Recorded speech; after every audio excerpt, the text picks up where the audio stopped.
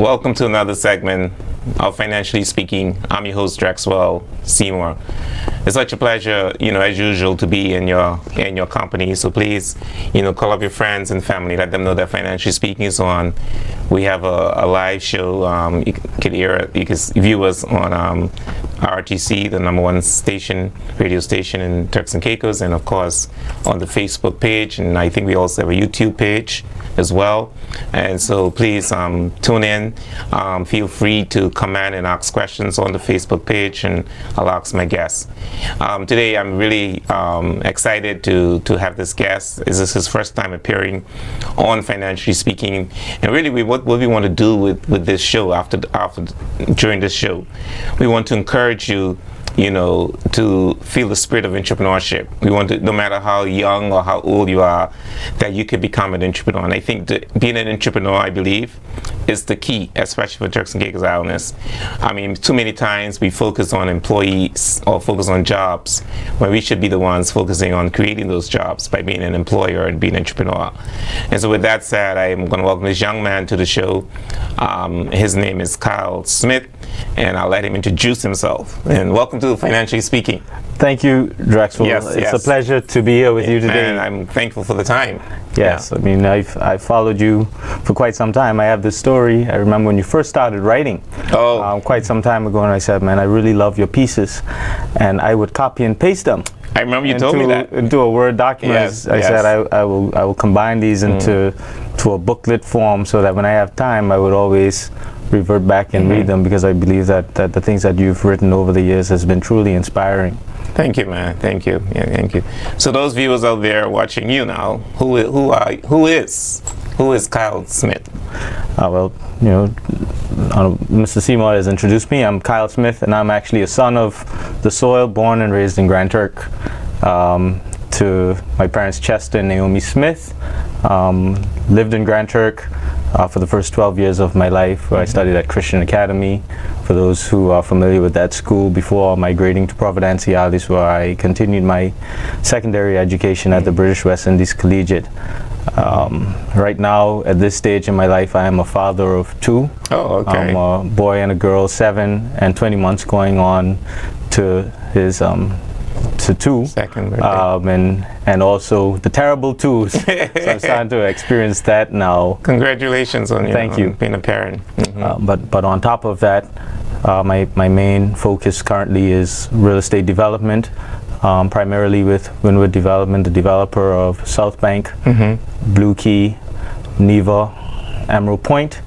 Also focusing on other projects outside of that, which are more social projects to the betterment of our community. Okay. And outside of Windward, and I have interest in a number of smaller business enterprises, which I'm a part of. Okay, that is awesome. So I remember then you went to school in the UK, right? Yeah, so I studied, I have a bachelor's in engineering, so I'm an engineer on paper. Oh, engineering? Yes. So I actually have a background in mechanical and electrical engineering. I didn't realize that. Yes, that was my first degree that I studied at the University of Leicester. Okay. I returned back home and I worked for a few years in real estate development with the Cage Capital Group during the peak 2006 to 2008 when the economy was booming, and we did a number of significant projects on the island.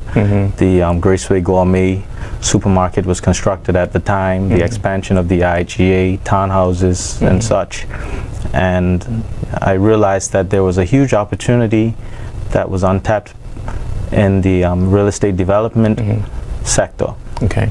So when the economy took a tank, at the time, I found a wonderful course in London at the University College of London, which was real estate development and construction economics. Oh, okay. So I did my second degree in London, where I received a master's in real estate construction. So how long was that? A year?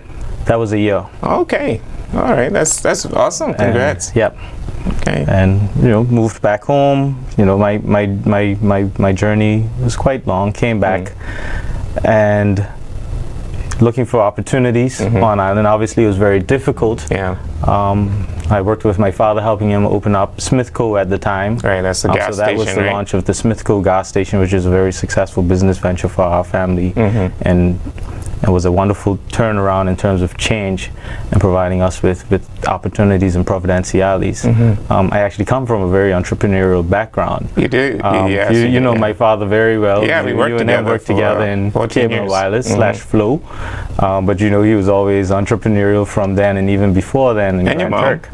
And my mom too. They both still run and operate their own business. My mother with a baby store and my father with a gas station. Yeah. But you know, that business drive spans back all the way to when I was a young boy. That's amazing. Yeah, it's amazing. To now. Yeah, it's amazing what children inherit and pick up from their parents. Yeah, no, you know, business runs within our entire family on both sides, the Smiths and the Swans. Yes, that's true. That's true. Yeah. So before we get into the main part of our conversation, I want to ask you, I know you got your degree and both your bachelor's and master's in London, in the UK, and you return home, right?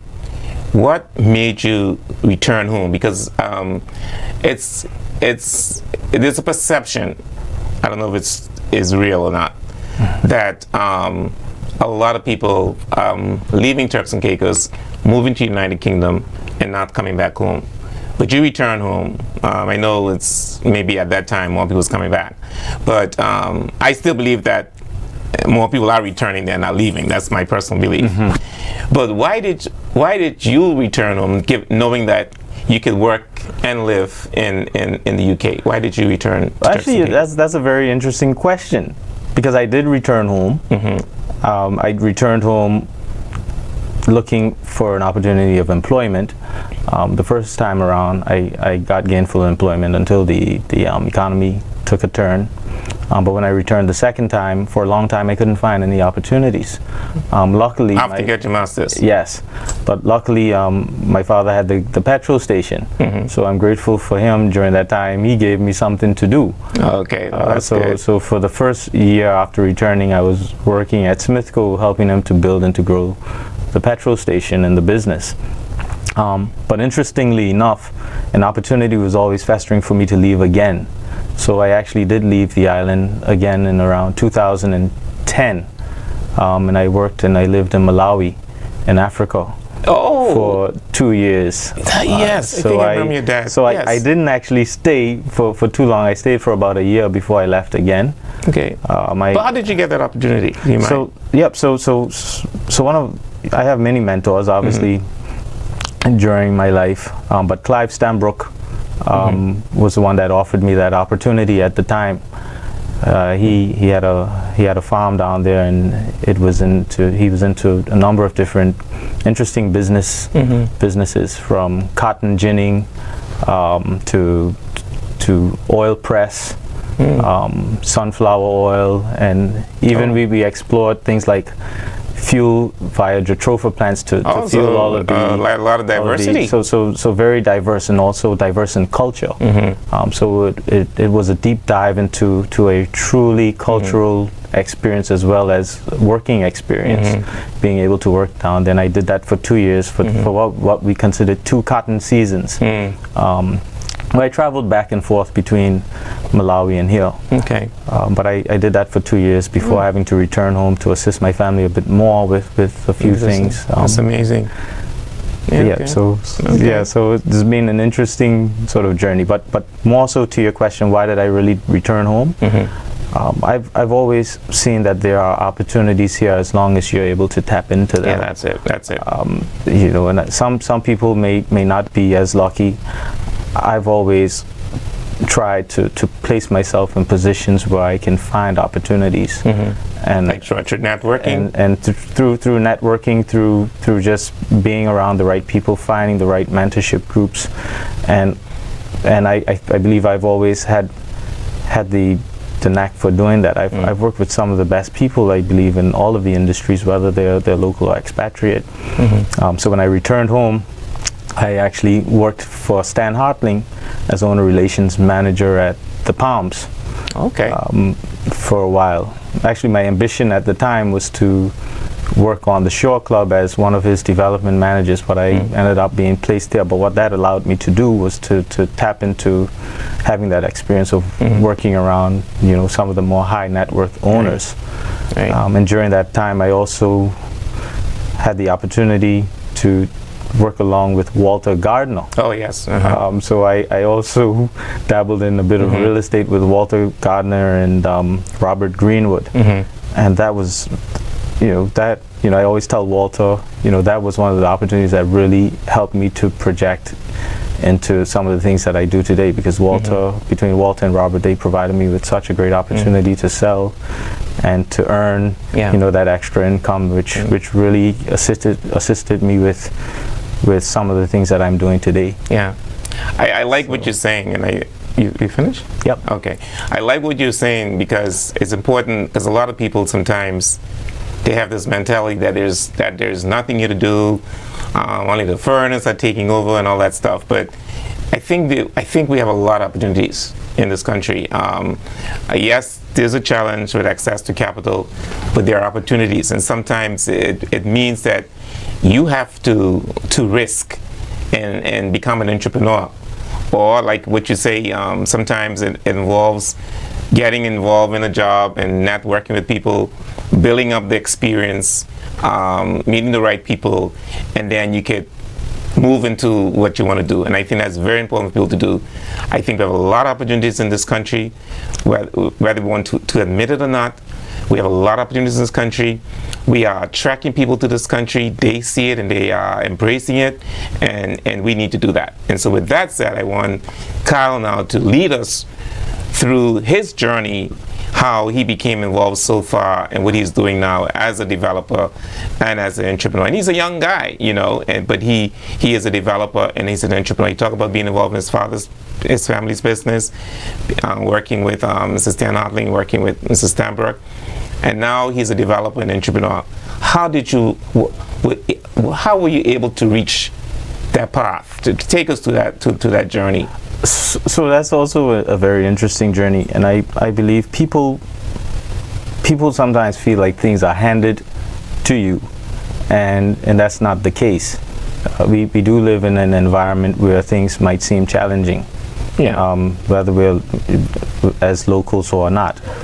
But for the opportunities that presented themselves to me, they sort of came in a quick wind. When we launched the company to do a one-off project, which was Blue Key. And the company is Windward? And the company was Windward Development. Okay.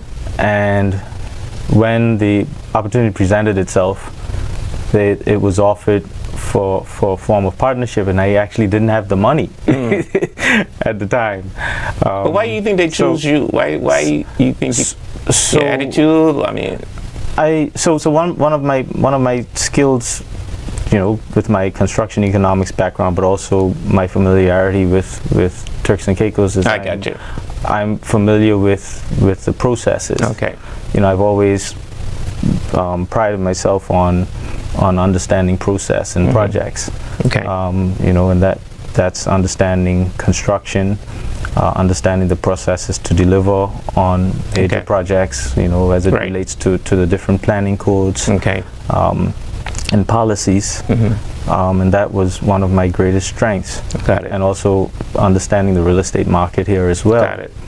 But that also came with a price, because nothing comes for free. Absolutely. And I didn't actually have the funds. Yes, tell us about that. Yeah. And I called my father. I said, man, this is a great opportunity. Yeah. And I'll always be grateful to my dad for always being there at the right time. Yeah, God bless Chester. And I said, we have this opportunity to become a part of something really big. And he said, well, okay, how much is it? And no questions, just okay. Yeah. I came to him with it on a whim. Yeah. And he was the one that helped me to get started. Right. With the company, and obviously at that time we all joined in and shared in those rewards. That's good. And whilst doing that, there were other opportunities that I had to build a home. And as I said, thanks to Walter with the opportunity, he gave me sort of a good jumpstart to other opportunities that now, Yeah. have blossomed in terms of my own personal, Yeah. sort of villa that I Yeah. have. Yeah.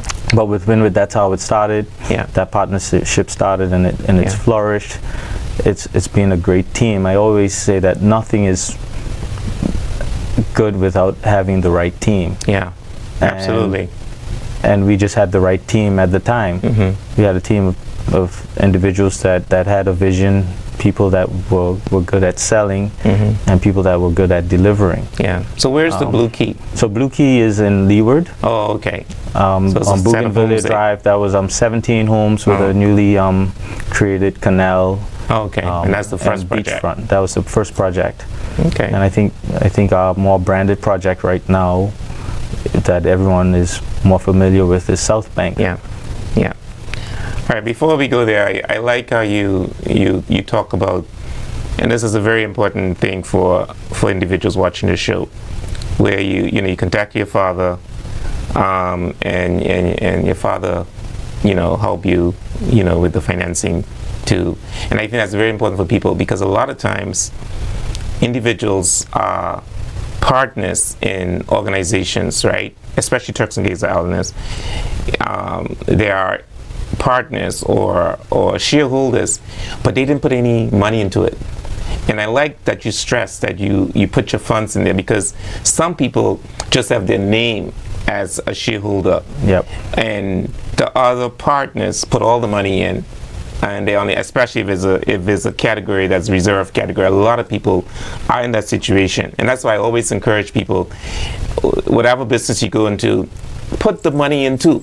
Don't just put your name just to be there as a 51% shareholder. Put your money there too, because it's going to come back to bite you. Where the other partners will say, well, you didn't put anything in it, even though 51% name is on there. And I like what you're saying. You had this opportunity, you got the funding, you put the money in, and I think that's very, very critical, very, very important point that you make. Yep. And one of the things that makes me proud is I can always say that. Especially now with things being so sensitive, nothing that I am tied to is tied to anything that is reserved, and is all based on investment and hard work. Right. But that's not to negate that people shouldn't be able to have opportunities if they're willing to work, because not everybody is going to have the money.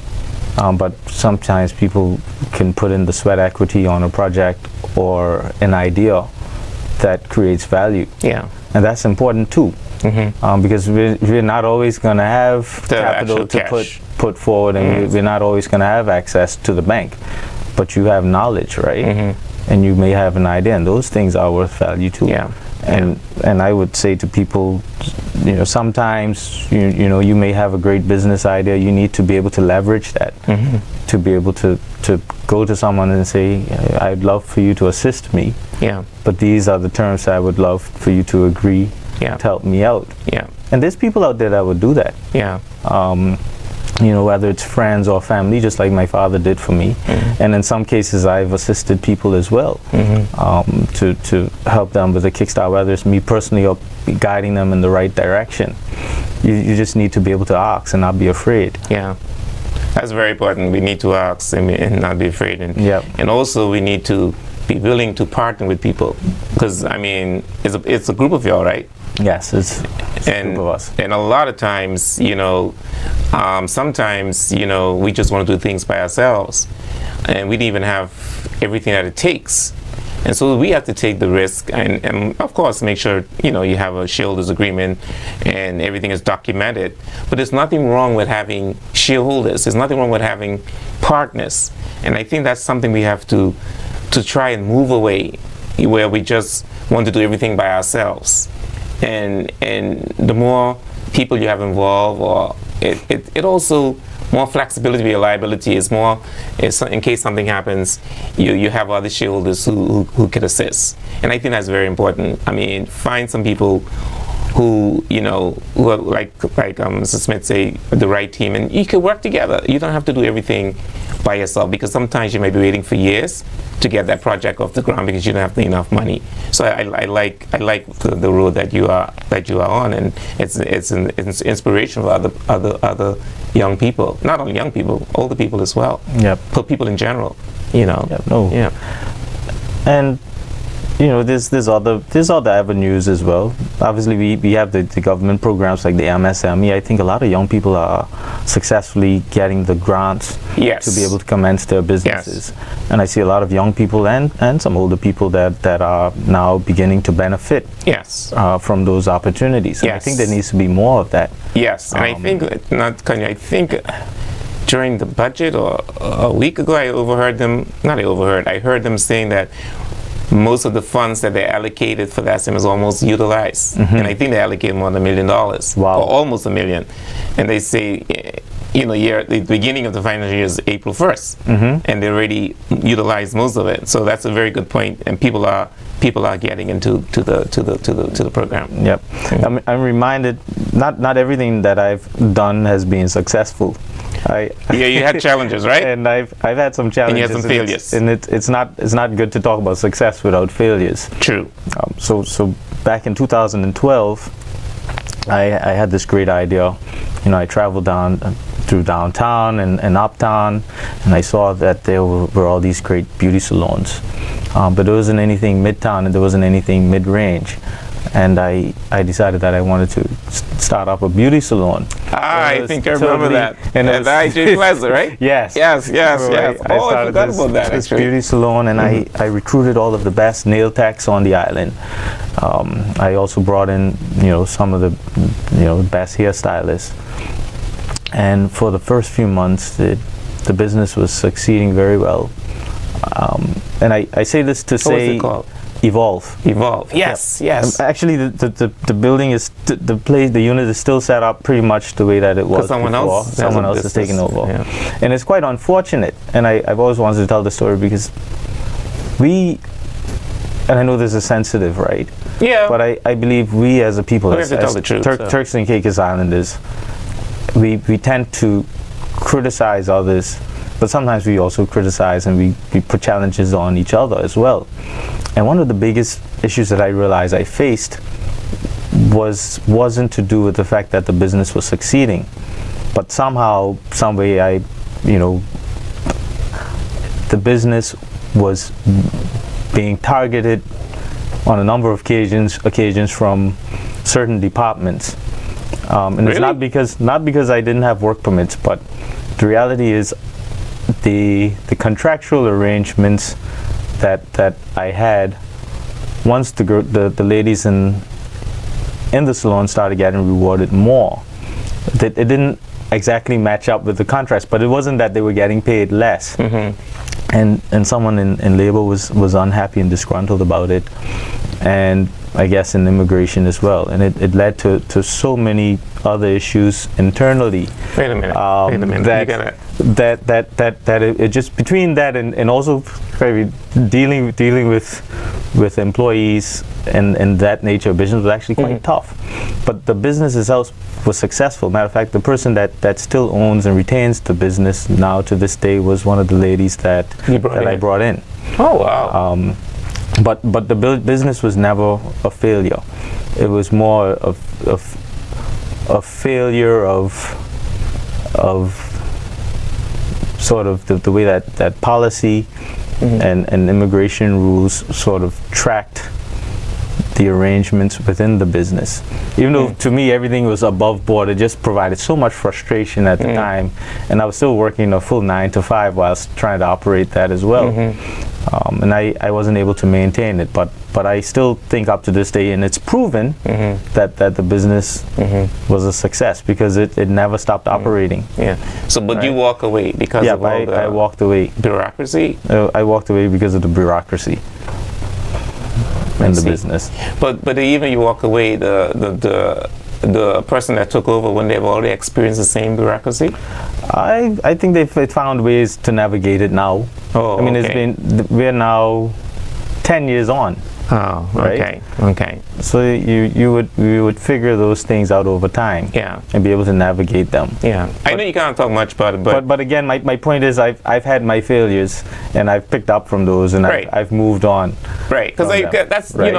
you know the thing is sometimes when we look at failures, we look at failures as a bad thing, Yeah. and it's a bad thing if we don't learn from it.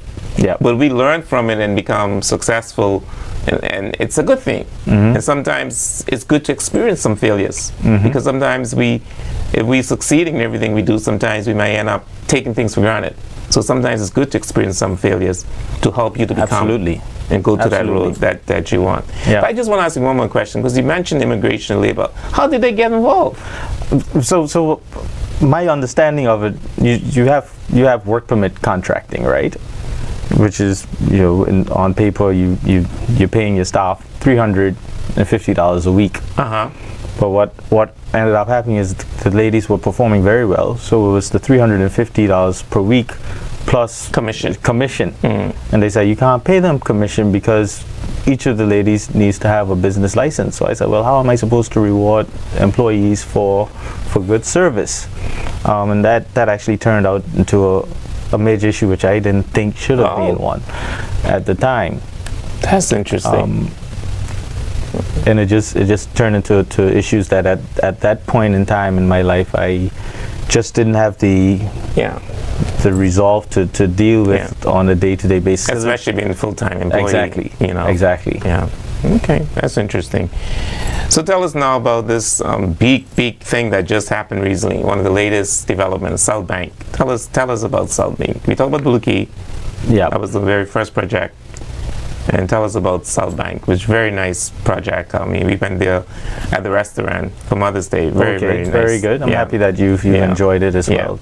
So South Bank is a residential resort community consisting of Ocean Estate homes, lagoon homes, boat houses, and currently right now we have the Ark, which is the final piece under construction. Oh, it's not finished, basically. No, so we still have one more. I call this the final finale. The grand finale of the project. It's going to be a beautiful condominium building right at the tip on the entrance. Yeah, it's beautiful coming already, into the channel. actually. But we're now operating as a resort, and we're receiving guests. We also have a restaurant and a spa that's open to the public. I think a lot of people have the misconception that it's an enclosed property, but everyone is welcome to come and enjoy the facilities and the amenities that we have. And so far, it's managed by Grace Bay Resorts. So we're not the managers. We're not the ones that are operating it directly. You're a developer, but someone else is managing it. But things seem to be going very well. We're very happy with the opening. Obviously, we have some challenges, but those things, those resolve themselves over time. Yeah. Especially with being a new property, you have some level of growing pains. Yeah. Even with well-established properties, you can have some pains. You know? Yeah. So are you the only local shareholder? I mean, when I say local, like Turks and Caicos Island, in your business? No, you're not. Okay. No, there's multiple. Oh, okay. And your voice is you're respected and your voice is heard. I mean, when you guys meet. Yeah, we work as a good team. As I said, we all bring different strengths to the table. Right. And we all are leaned on for the guidance based on things that we have great skill sets in. Good. None of us really have any experience in operating a hotel. Yeah. But what that does is it allows us to come in with fresh eyes. Not being a hotelier, but being a developer and being in construction, you see things slightly differently. Right. So I think that brings a lot of value to opening a new space. Yeah. And the GBR team respects that. And the developer group comes in and provides recommendations. And we all work as one unit because we have one common goal to ensure that the project is successful. Yeah. I love the project. It's really nice. I mean, thank you. Yeah. What after South Bank? I mean, what any plans that you could share with us? What's next?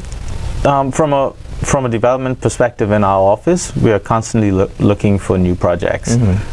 That's not the only project that's currently in the pipeline and running. We have NEVA 6, which is in Turtle Tail. Turtle Tail. That's Venetian Road area? That's in Venetian Road, at the end of Venetian Road. All right. That's due to commence construction in a few months. That's the residential? Residential, 6 homes, residential homes at the tip of Venetian Road, Turtle Tail it's called. We're closing out a project on Emerald Point in Leeward as well. And we also do, so we don't just do development. We also have a maintenance department that we run and operate, which takes care of our projects as well as, expanding out to work on other maintenance projects as well. I remember for Region Village, I think when we came so yes, we did some work at Region Village with lights quite a few years ago. So we've grown that team now. Back then we had a team of 3 in maintenance. Right now we have a team of about 12 in our maintenance department. And we focus on pool cleaning currently and other basic maintenance works. And we're also, as I said, we're also looking at other projects as well. We have to continue to work. Well, we're very proud of you. I mean, Kyle, what advice would you give to individuals who want to become an entrepreneur? They have these great ideas, but they don't know where to start and they don't know how to start. I mean, what advice would you give them? What advice I would give to someone that wants to start? I mean, you have to know what it is that you want. True. So sometimes to get into business, you have to become very hyper focused. I'm personally very obsessive when I have an idea, and whether it's a business idea or a cause. And I would obsess over that until I achieve it. So some of my examples wouldn't be specifically entrepreneurial, but previously I was the founder, along with Dominique Roll, of a group called YCA. I don't know if you remember the Young Corporate Alliance. Of course I remember that. Which I think at the time was causing significant waves amongst young people who are ambitious and enthused about becoming entrepreneurs. And we did some pretty amazing stuff at the time. But when it came to that, I was just hyper focused on making sure that was delivered, making sure that the YCA as a group brought real value to young local people that were looking at getting into grassroots businesses. And I would like to hope, even though that's some time ago, that there has been some ideas and projects that were birthed from just being inspired by YCA. Even when I became the president of the Chamber of Commerce, it was always focused on encouragement of people getting into entrepreneurship and finding ways to address the people's needs, whether it's at a governmental level or at a personal level. And we did quite a few things then. But I would say you just need to become hyper focused on an idea that you want, and you need to maintain that sort of passion and drive until you see it through. Do a lot of research. Make sure you do your research, be thorough. Maybe you need to make sure that it's something that you're very passionate about. I think that's a very important point, to have to be passionate. Some people wake up and they just say, I think that this is going to make money, and they start it. And or they see somebody else looks like they're making money, so they say, I can try that too. And then you just sort of fill a market void that probably didn't need to be filled. You shouldn't necessarily just follow a trend. And for me also, one of the greatest things is finding something that is really needed. Right? Finding a niche where you're filling a void within the market, and just stick to it, and I believe people will do well. People will support you. So I know you mentioned at the beginning of the show your father, right?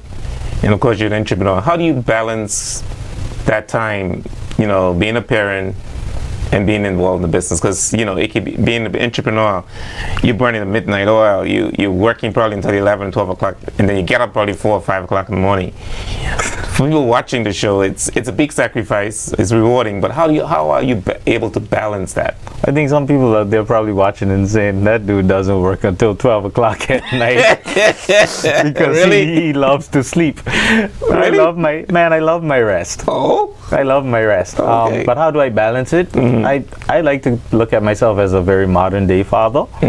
So I spend a lot of time with my kids. Obviously, my daughter lives abroad now. Oh, okay. I try my best to travel to visit her as much as I can. But I love spending time with my kids. And that's one of my priorities outside of work.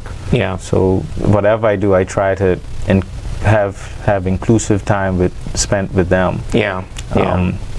But whenever I get home, I try to knock out additional work, Yeah. and it's focused on other things because I'm involved in quite a number of things. I'm right now sitting as the chairman as well for ED7. Oh, yes. And, yes. Congrats. in Cheshire Hall. So that's more service work. That's one of my biggest passions Yeah. outside of what Yeah. makes the dollars and cents and keeps the lights on. Yeah. I've always been a person dedicated to service and trying to assist where I can in my community. Yeah. And I actually spend more time on thinking about those things Yeah. than I actually do on work-related stuff Yeah. because I tend to focus on things that I find are within my scope when it comes to business. Yeah. Yeah. And finding efficient ways of doing those things so I have the time Right. to be able to spend with family, Oh, to spend doing that's a good community point. service Yeah. work, and also finding time for myself. Yeah. That's a in good point. between. You find ways to Because make your it's- business efficient. Yeah. So you have the time to spend Yes. doing the business doing the community work and with your children. Yeah. Okay, that's very important because that's a very good point. Actually, you have to be efficient Yep. in what you do. Even if you don't have the right people, you have to have the systems and the technology in place to make sure whatever you're doing is efficient. Yeah, I try to split my day up into principally into 3 spaces, which is part for work, part for sort of focus on my inner self, and then part which I try to spend giving back to others or providing contribution to something else that is meaningful. And that's how I usually try to look at my day. Yeah. And I'm glad you mentioned about the community because involvement in service, because too many times we're so caught up in making money and we don't realize that we have another purpose here to help others. And I think it's very important for people to volunteer their time in the community, whatever you're good in, give back to the community. It doesn't have to be money. It could be being a coach. I mean, I'm just saying, and I like what you and I think it's very important for people to get more involved in the community, not just be focusing on the dollars and cents. So I'm glad you brought that point up. Yeah. And sometimes it takes time. For me, it's a love. Yeah. Some people, they have to focus on bringing in the dollars because, trust me, living in Provo is not easy. Some people may not be as fortunate because they may have to work two That is jobs, true. maybe 3 jobs. That's true. We know the cost of living here, and hopefully one day there's a way to bring it down, to be able to bring some better value so that people can live better and be able to spend more quality time with their family and enjoying some of the luxuries of life. But if you can, giving back to your community is almost like giving back to yourself. Yeah. Because when you have a better community, you have a better place to live, you have a happier society, Yeah. and it just creates a more wholesome environment Yeah. for people. Yeah. So I always try to encourage individuals, if you have the time, do mentorship. If you do have the time, you get into the community and assist in any way you can, help with events, create activities, even at a governmental level, give that's another thing that I like to do. Like whenever I come up with an idea, I like to share it. Yeah. But sometimes they don't listen to you, I know. But it's good. I mean, it takes time. Yeah. It takes time and persistence. Yeah. But we still should share, even if they Yes. don't listen. Yeah. Yes. Yeah. Someone just texted me. I know you mentioned already, right? But they just wanted you to discuss more about the issues you face with immigration, but I know you basically discussed it, but they just tax. Yeah, that was a long time ago. I'm sure it's not. I don't think. I believe at the time I was tapping into a market where it probably brought competition for someone. Oh, they probably. And I feel like it was more of a retaliation, but I'm not the type of person to go out looking for an issue. So rather than trying to find the source, I just said, you know what, there's other opportunities out there without creating a situation. So that's why I walked away. Yeah. But again, I felt like that's more where that situation was born from, rather than an issue of it being an unlawful exercise. I got you. Yeah. Because it wasn't as if the ladies were there without a work permit. Proper work permits. It seemed to be more geared towards the way that they were rewarded than a real sort of legal issue. Yeah. I mean, who would have an issue with someone getting paid more than they? Yeah, exactly, right? Exactly. So, yeah. Yeah. So tell, I mean, with all your background, your experience, and a lot of people watching the show, we like to talk about, even in RTC, the importance of having a business plan. How is that important? Was that a big thing for you, having a business plan in your projects? Yeah, you always need to have a business plan. And how critical that is? Very critical. Yeah. Whether it's to scale up and make sure that you have the right employees, or even when you're looking to build financing around a certain project, you have to have a business plan that states your vision, your methodology, and most importantly, when it comes to construction projects, your bottom line, so your cash flow, your profitability at the end of the day, because no matter how beautiful the business plan is, the numbers need to add up. True. Right. True. And you would know that better than anyone else. Yeah. You're into finance and accounting. Yeah. But any business that you go into, whether it's in real estate development or starting a gas station or a beauty salon, you have to have a plan in place so that you know what direction you want to take, and you have a roadmap to getting to that destination, which is to starting that business and also making that business profitable at the end of the day. And also within that plan, knowing that you're not going to be profitable on the first day. Yeah. And you need to always have, I know it sounds very common, but you always need to have that buffer for a rainy day when things may not be that great. Yeah. Because you have staff to pay, you got utilities to cover, you have expenses that are recurring all the time in business. And I also want to mention to the viewers that Invest TCI assists people with their business plans. They have in-house employees now who will assist you. Now, even if you don't get the grant, they will assist you in preparing your business plan. So I encourage you, the business plan is like your Bible for your business. You go back to it. You may have these projections, you may have this, and it didn't go as you planned. You go back and amend it. So it's important to have the business plan. The next thing I want to talk about, goals. How important is in setting goals. I think a lot of us, we have things in our mind. We don't document. Even the Word of God say, write it down. How important is setting goals? Well, for people out there watching, I think it's important for people to document those goals, put it in their face, in the mirror in the bathroom somewhere.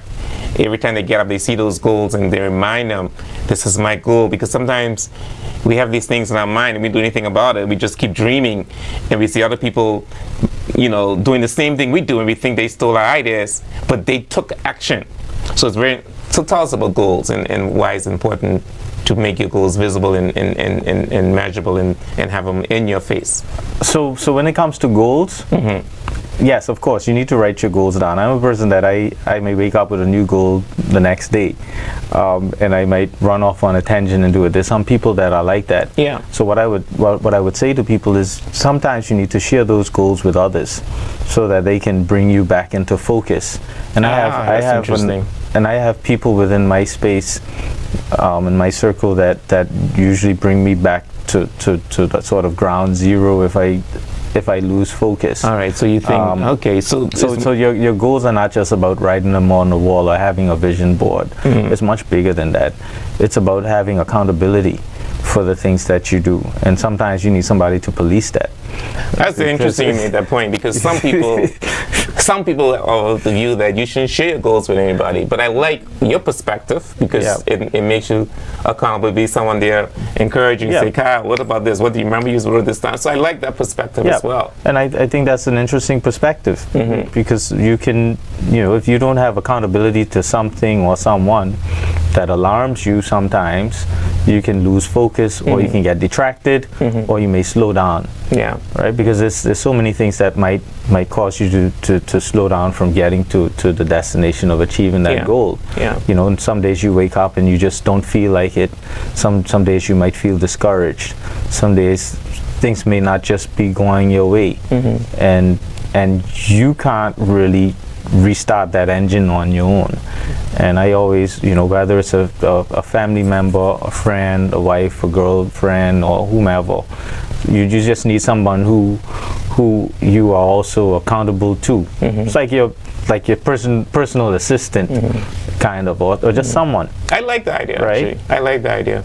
I never recommended that to anybody, actually, but I like the idea. Yeah, but it has to be someone that you trust. Oh, absolutely, absolutely. It has to be someone that you trust. Well, we're almost to the end of our show, but what I want to talk about in this last part is, the Turks and Caicos Islands, obviously we're growing very well. Some people believe, are of the view that we're developing too fast. They believe we need to control the development. You are a developer. Do you think that we are growing too fast? Do you think at some point we need to sit back and take an account of what it is that we want, what are we achieving? Do you think we need to put a hold on some of this development? Or do you think we need to go to the other islands? You think Provo's developed too much? Well, what are your thoughts on the development that's taking place in these Turks and Caicos Islands? Well, we have what's called a National Development Plan, if I want to get technical. And that National Development Plan speaks to the vision for the Turks and Caicos Islands. I think that's a great plan. I think it speaks to a vision for each of the islands that is envisioned. Is Providencia Island growing too fast? Not necessarily, but I do think that if we want to have sustainable development here, the infrastructural part of Providencia Island needs to move at the same pace as a developer moves. Once projects get off the ground, if those projects are successful and a developer has their ducks in a row, we're going to move very swiftly from start to finish. But what that takes is more collaboration with the different individual groups to make sure that there's adequate resources placed to drive those projects and make sure that they fit in with what society needs and what the infrastructure needs can handle. I'm not saying that you should pull the throttle back, but I also think that there's opportunity for more diversified products in different islands too. Yeah. I think, I'm from Grand Turk, and I honestly, and honest to God, I stand on it. Grand Turk needs to be revived in some way. Oh, absolutely. I've sat with a number of young individuals from Grand Turk that have great ideas. Some of them they can do on their own if they had the right backing, but some also need the blessing and the assistance of the government to make sure that they can happen. We need resorts. We need something that sits outside of the realm of the cruise ships that attracts visitors to the island, because it is a beautiful island. Yeah, and it's a historical island too. It has a lot of history, and it provides access to a product offering that you wouldn't get in Provo, which is a more culturally immersive experience, which takes you on a journey, really telling you some of the story and the history of the islands, and people love that, right? North Caicos with its vast open lands, I see that as a space that can really bring a more eco tourism experience to Turks and Caicos. I'm a lover of more eco travel. Like I like the idea of experiencing something that's not always super luxury, glamorous New York style resorts, but more intimate settings where you're like in nature, and there's opportunities for that too. Yeah. I think Provo already has a model. Yeah, I think you can't really change that anymore. You can't really reverse it and say, well, we're going to reverse, having, 10-story resorts to change it. It's what it is. Yeah. Right? I think it's just about bringing things together so that it makes sense and things happen in a timely manner, and then there's coordination. Okay. So as a developer, this is my last question to you, is as a developer, as an entrepreneur, what frustrates you? I mean, because there's a lot of frustrations. I experience a lot of frustrations, especially when it comes to government departments. But what frustrates you? What do you think we need to do? Maybe nothing frustrates you, I don't know. And if there's anything that frustrates you, what do you think we need to do to correct those frustrations, to make life better and easier? The safe answer to that? Safe answer. I've always said this, is not a secret. Yeah. There is sometimes a huge disconnect between what private sector experiences and what public sector experiences. And until you get into the space of how the private sector works, technocrats will never understand the need for things to happen in a timely manner, right? And I understand their process, but sometimes if you need things to happen, and you have, and they're tied to cash flow, they're tied to deliverables. Those deliverables have consequences, right? And I always say to myself, there needs to be more of a really holistic sit-down discussion where, and I know InvestTC is probably the route to go, but where when projects are introduced, you take people very accurately through the journey from beginning to end, so that they know what the key milestones are, and they actually understand the value and the risk associated with it. Yeah, I think Invest is working on that. Because, if you look through the years, you've had successful projects, right? I think Blue Key, as one of our projects, was successful. South Bank, successful, but not without its challenges ongoing. But you have projects that over the years have just never fully come to fruition or materialized. And I think there just needs to be a mutual understanding between how private sector and public sector work together to make sure, because remember, you have so many different bodies within the public sector that you have to deal with, whether it's from the Department of Planning on Crown Land, the Attorney General's chambers, InvestTC, then you have labor and immigration business license. and business licensing, and they all but they all sort of work in tandem together at a certain point within projects. And if one fails, for example, you used the resort for an example, you're completed and you have occupancy and you're ready to operate, but you maybe don't have a full fleet of employees because you're waiting on immigration to get work permits. I'm just using that as an example. I got you. And just trying to find a way to streamline certain things for projects, and I think that would be one of the biggest sort of risk factors that you tend to experience. Got you. All right. You did a safe answer. So, we've come to the end. I just want to thank you for the opportunity to share your experiences, your journey, and to provide hope. I believe the fact that you're here and you are an entrepreneur and developer, it's big hope for us, and I admire you. And do you have anything you want to say that we didn't cover? We could go on for quite some time. I know, right? But one of the things that I guess this is more for locals aspiring to get into business. We can't always rely on government for That's a one, very good important right? point. I think we've Say it never, again. we can't always rely Yes. on government. Yes. But also we need to start to look within ourselves. And you're doing such a phenomenal thing with starting to create this pool of funds. Yeah. And there are things like that, and starting to build real, true relationships and networking between each other that, no matter where the society starts to go, because we don't know, We don't. which can be the make or break for some of the things that we will take on as being prideful of, and look up to as things that we can achieve together as people. So in terms of what you're doing, I think that just needs to start to spread. Yeah. People need to be able to work together. And when we have our battles, I would recommend that we start to look at having them in silence, because I like that. this, like that. the world doesn't always have to be a No. part of the things that we are experiencing. I like that. And and shake hands, make up, because that's the only way that we Yeah. will continue to make a way for ourselves and thrive. Yeah. Because the world is not going to stop and wait for you. No. Well, the Right? world keeps moving. It's keep moving. When you stop to complain, Yeah.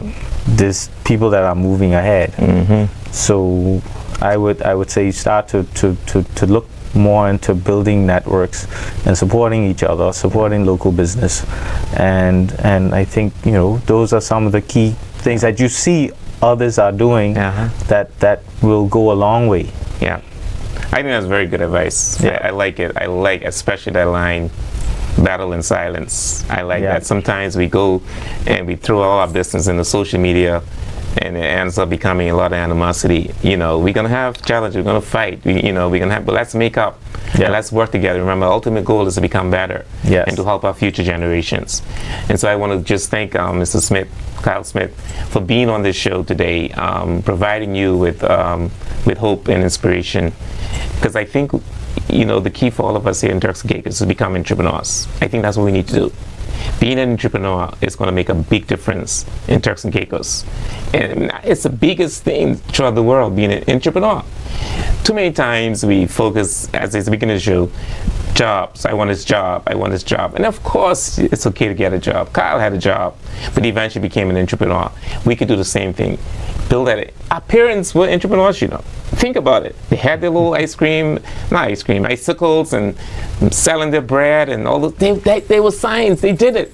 And we can do it as well. And I think it's such a rewarding experience to become an entrepreneur and also making a difference. And I want to encourage all of you too as well to volunteer your time and service in the community. There are not enough, or the organization don't have enough money to pay people to be full-time in some of these positions. They require volunteerism. So, volunteer your time as well. And if you can even do, write and do shows like I do to help educate, that also is volunteering your time in the community.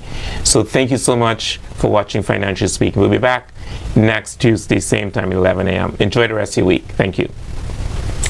Great show. All right. Thank you. Yeah.